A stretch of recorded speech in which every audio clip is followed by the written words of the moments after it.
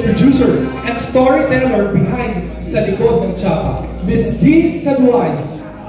A round of applause, everyone.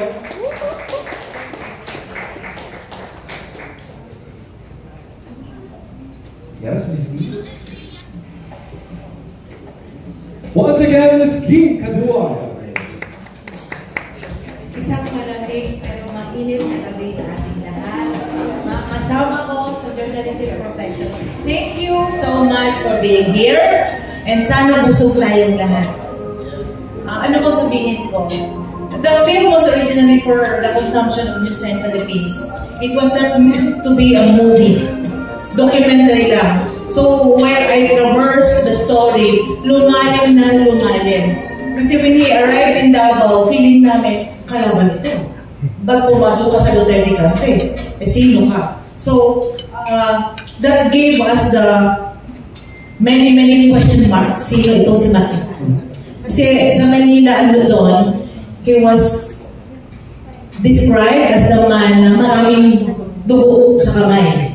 Sa amin, parang intruder ka kasi napaka-politicize ng season when we arrived in Davao. So, ang feeling namin, umapa ka, kalaban ka, kaya kakarnihin ka namin. Ang ending pala magsama sa isang pelikula. At gawa ng istorya, yung buhay niya at buhay sacrifices ng mga members ng Philippine National Police.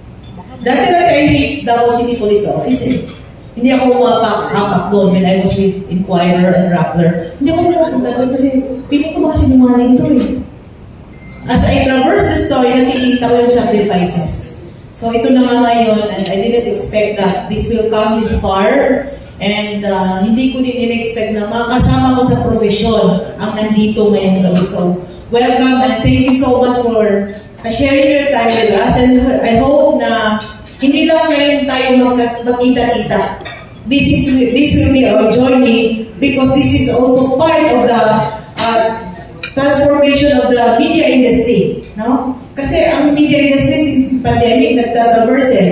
Some went into real estate. The Singapore Holdings, sa Europe, mayroon na silang mga real estate also and some traverse sa ibang platform. So kami sa Mindanao, nag-traverse ako into film industry which patawanin niyo ako. I'm so sorry if I cannot be that perfect as what we think we're journalists, but I tried my best to give justice to the story. Good evening sa inyong lahat.